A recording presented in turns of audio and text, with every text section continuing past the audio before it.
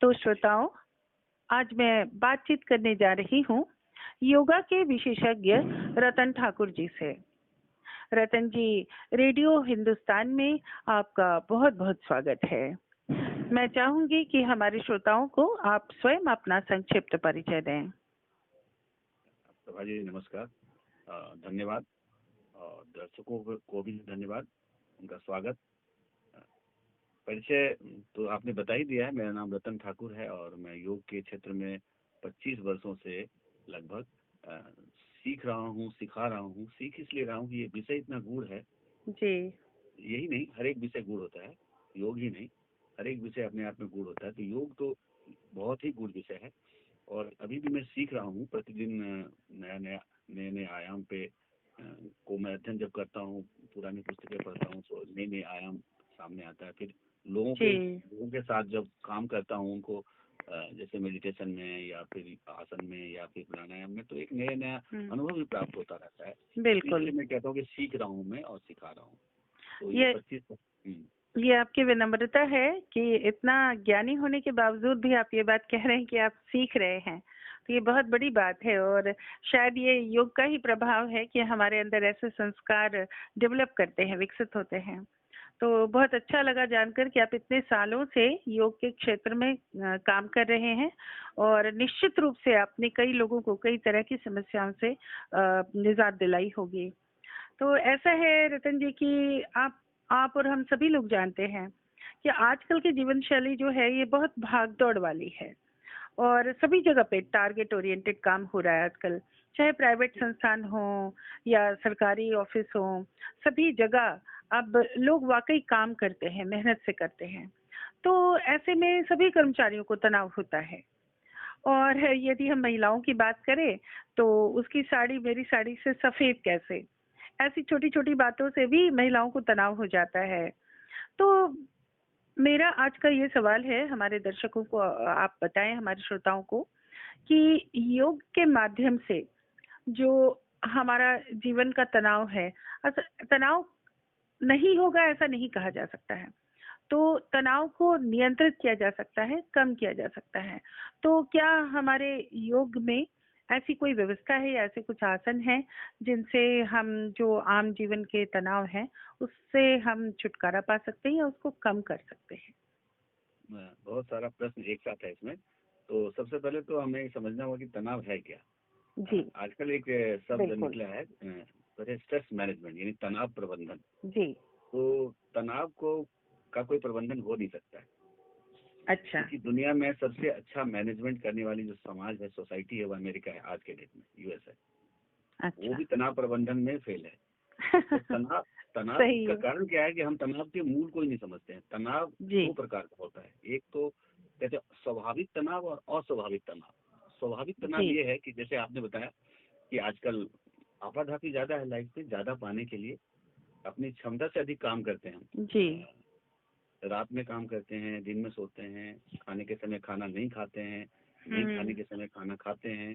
तो यानी कि जो अप्राकृतिक जीवन है, ये तनाव का एक बड़ा मूल कारण है। अप्राकृतिक जीवन का मतलब जब सोना चाहिए तो सोए, जब उठना चाहिए तब उठें, ये हो नहीं रहा आजकल।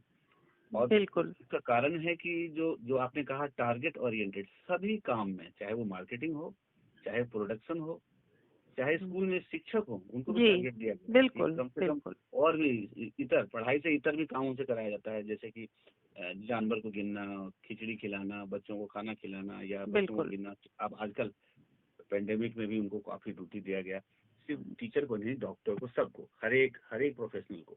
तो ये जो तनाव का तो कारण है, इसको कहते हैं ये स्वाभाविक तनाव है। ये तो आप काम करेंगे तनाव होगा, लेकिन प्रबंधन का मतलब है कि हाउ यू टेक, आप इस चीज को लेते कैसे हैं। बिल्कुल। तो जब आपको काम करना ही है तो प्रेम से करें। ये सब माइंड से रिलेटेड चीज है, माइंड सेट। तो जब आप प्रबंधन की बात करते हैं, मैनेजमेंट की बात करते हैं, तो उसके लिए आपको आपके शरीर को तैयार करना होगा। शरीर और मन और ब्रेन तीनों को रेडी करना होगा। योग एक ऐसा विषय है, इन तीनों के ऊपर काम करता है। वाह। ये तीनों के ऊपर काम करता है, क्योंकि योग जनरली लोग देखिएगा आजकल, अभी योग एक ऐसा विषय है जो बच्चा भी समझ रहा है। अलग अलग लोगों के द्वारा इसका योगदान है, रामदेव जी के भी योगदान है, अयंगर जी का भी योगदान है और लोगों का भी योगदान है, रविशंकर जी का योगदान है। इन लोगों ने क्या किया, योग को घर घर पहुंचाया। अब योग अनोखा शब्द नहीं है, लेकिन अभी भी योग का असली अर्थ लोग नहीं समझते हैं। योग का बिल्कुल। मतलब है एक्रोबेटिक आसन, लोग समझ रहे हैं कि आसन कर रहे हैं, सिर्फ आसन कर रहे हैं, नहीं। उससे शरीर का तनाव दूर हो सकता है, मन का तनाव नहीं होगा। मन का तनाव नहीं, बिल्कुल बहुत जरूरी है आजकल के समय में। शरीर से ज्यादा मन का तनाव दूर करना जरूरी है। बिल्कुल सभी बिल्कुल सही सभी कहा आपने। श्रोताओं को मैं ये बताना चाहूंगा कि योग के 8 आयाम हैं, 8 लिम्स ऑफ योगा, 8 आयाम है। यम, नियम, आसन, प्राणायाम, प्रत्याहार, धारणा, ध्यान, समाधि। सबके हाथ में फोन है, वाह। लॉग इन करिए अष्टांग योगा। तो आसन एक एक लिंब है, तीसरी सीढ़ी है। आप तीसरी सीढ़ी पे पैर रखेंगे तो गड़बड़ होगा। तो तनाव को कम करने के लिए यम नियम पढ़िए, आप उसके बारे में पुस्तक लीजिए या उसके बारे में साहित्य पढ़िए, ऑनलाइन भी मौजूद है। हम जैसे लोगों से भी संपर्क करिए, आपको अच्छे से बताए तत्व ज्ञान। तो जैसे जी। ही आप इस योग के पहले यम को पढ़ेंगे, उसमें देखिए कितना अच्छा मैनेजमेंट दिया है, हमें कुछ बताने की जरूरत नहीं, आपको सब मिल जाएगा उसमें। तो यम में क्या है, सत्य, अहिंसा, अस्त्य, परिग्रह, संयम। सच बोलो। आज देखिए झूठ के वजह से कितना तनाव हो रहा है। बिल्कुल। जो मतलब अहिंसा। जी। हमारे जो संस्कार हैं, जो हमारे वैल्यू सिस्टम हैं, अगर हम उनको सही कर ले तो बहुत हद तक तनाव से बचा जा सकता है। आप यही कहना चाह रहे हैं शायद। यही यम का मतलब है सोशल कोड ऑफ कंडक्ट। सत्य, अहिंसा, सत्य बोलना, हिंसा नहीं करना, चोरी नहीं करना, जमा नहीं करना और संयम से रहना, अहिंसा। उसके बाद है नियम। नियम है पर्सनल कोड ऑफ कंडक्ट। अब आप देखिए समाज में कैसे रहें, ये सीख लिया आपने। अब आप खुद कैसे रहें, तो सफाई, शौच, संतोष, सेटिस्फेक्शन, तनाव देखिए अपने आप को होगा। बिल्कुल बिल्कुल। तब कहते हैं काफी अगर से लौटने को एक पलंग है, अंगड़ाइयों को अरस ये दुनिया भी तंग है। वाह वाह। तो अगर आप जितना है उसमें संतुष्ट रहें, ईश्वर ने बहुत दिया है, हम हमारी अपनी क्षमता है, जितना हम कर सकते हैं करेंगे। और खाने के तो 2-3 रोटी ही हम लोग खाते हैं, सोने को एक छोटा सा पलंग चाहिए, बिस्तर चाहिए। नींद आए तो पलंग पे भी आएगी, जमीन पे भी आएगी। बिल्कुल। तो शरीर को ऐसा ऐसा शरीर को सफा रखिए, क्लीन रखिए। तो योग में बहुत सारी क्रियाएं हैं जो शरीर को साफ रखती है। सारी बीमारी कहते हैं पेट से रिलेटेड है, लंग से रिलेटेड और ब्रेन से रिलेटेड। जी, आपने अभी अभी कहा कि नींद अच्छी रखिए। तो भाई कभी कभी ऐसा होता है, मेरा भी अपना व्यक्तिगत अनुभव है कि जब हम बहुत थक जाते हैं तो हमें नींद आती बहुत मुश्किल से है। जब बहुत ज्यादा थकान होती है तो नींद भी मुश्किल से आती है। तो क्या कोई ऐसा आसन है जो कि हमें अच्छी नींद लाने में सहायता करे हमारी? नहीं, अगर आप थक रहे हैं मानसिक रूप से तो नींद की समस्या होगी। तो शारीरिक और वही मैं आप विषय पे आ रहा था। तो जी तीसरा लिंब है योग, आसन। योग का जी। तीसरा जो लिंब है आसन। आसन इसलिए बनाया गया कि हम पूरे शरीर का यूज नहीं करते हैं। जैसे आप टीचर हैं तो आप ब्रेन का बहुत यूज करते हैं, हाथ वाथ भी थोड़ा बहुत हिलाते होंगे, या खड़े नहीं तो ज्यादा देर खड़े हो गए या ज्यादा देर बैठ गए। तो पूरे संपूर्ण शरीर का एक एक जैसे 10-12 आसन के क्रम बना लीजिए कि मुझे खड़े खड़े 2-3 आसन करना है, बैठ के 2-3 आसन करना है, पेट और अच्छा। पीठ केवल। तो ये 7-8 आसन जो है 10-12 मिनट में हो जाएगा। तो ये आसन जरूरी है करना। क्यों? क्योंकि जो शरीर का जो रक्त संचार है वो, देखिए oxygenated blood supply in the brain. Brain में ऑक्सीजन वाला ब्लड जाए, तनाव ऐसे ही कम होगा, ब्रेन लड़ लेगा उस समस्या से, युद्ध कर लेगा। अच्छा। तो आपको जब भी हम तनाव में आते हैं हमारा नर्वस ब्रेकडाउन होता है, डीऑक्सीजनाइजेशन ऑफ द ब्लड होता है। तो खून में ऑक्सीजन की कमी हो जाती है। ये आप बहुत देखिएगा, महत्वपूर्ण जानकारी दी आपने कि जब भी हम तनाव में होते हैं तो रक्त में ऑक्सीजन का संचार कम हो जाता है।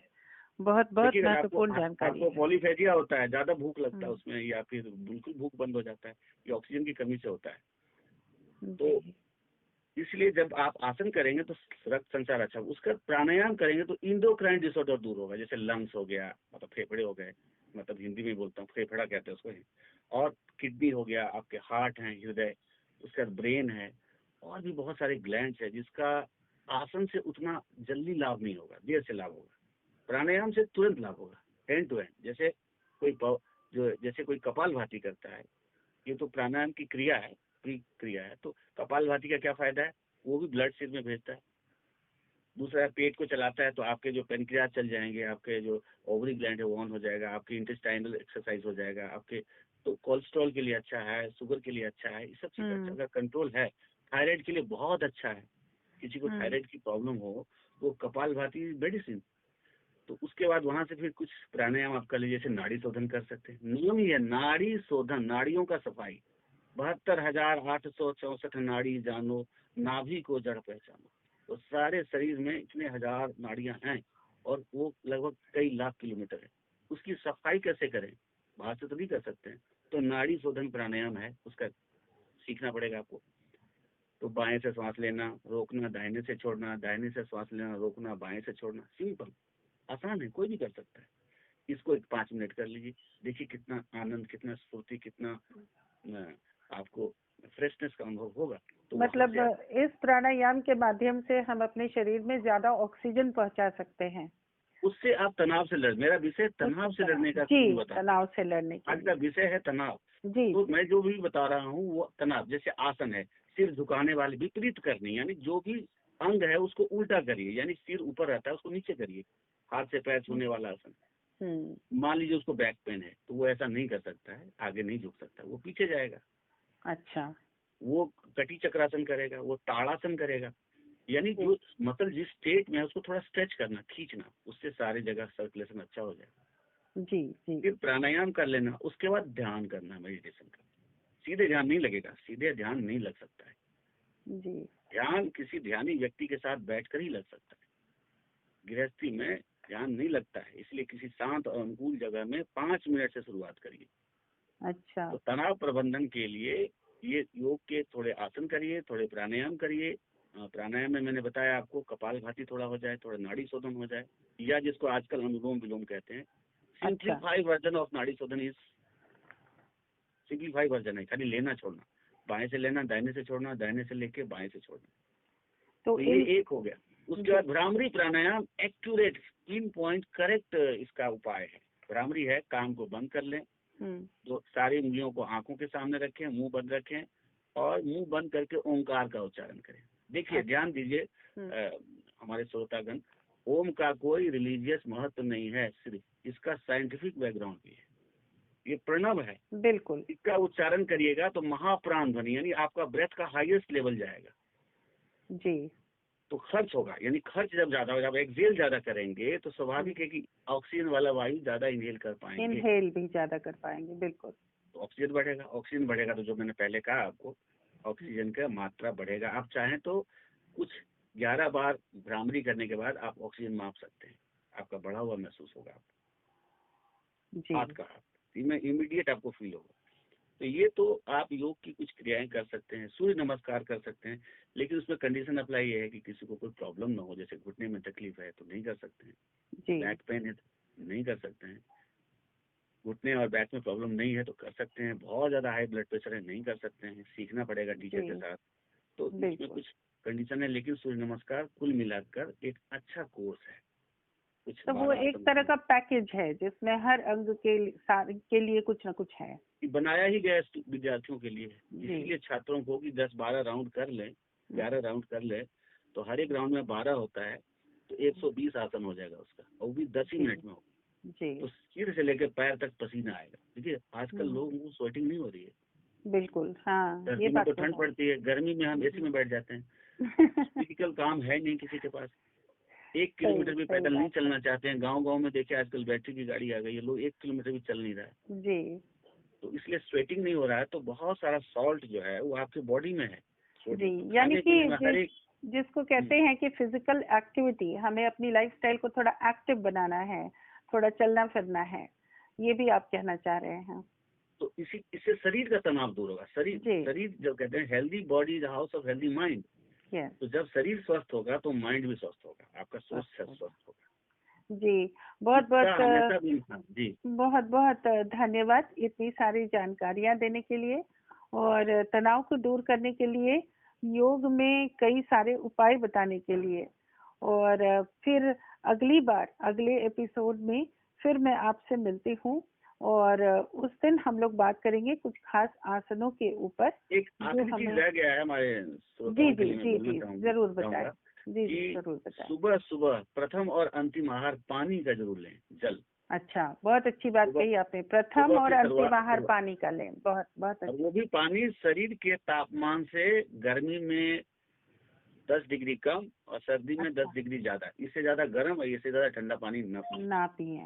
वाह, बहुत बहुत महत्वपूर्ण जानकारी कि स्वयं को स्वस्थ रखने के लिए पानी का सेवन करें तो कैसे करें और किस समय। पानी हमेशा बैठकर पीना चाहिए, उकड़ू बैठकर पिए तो ज्यादा उत्तम है। जी जैसे पैर मोड़कर गांव में बैठते हैं ना लोग, जी जी। नहीं तो पलंग पे आप बैठे हैं या कुर्सी में बैठे हैं तो पैर बांध लें या पैर अच्छा को ऊंचा कर लें, अच्छा नाभि की ऊंचाई तक पैर हो जाए, बैठ अच्छा जाए तो ज्यादा अच्छा है।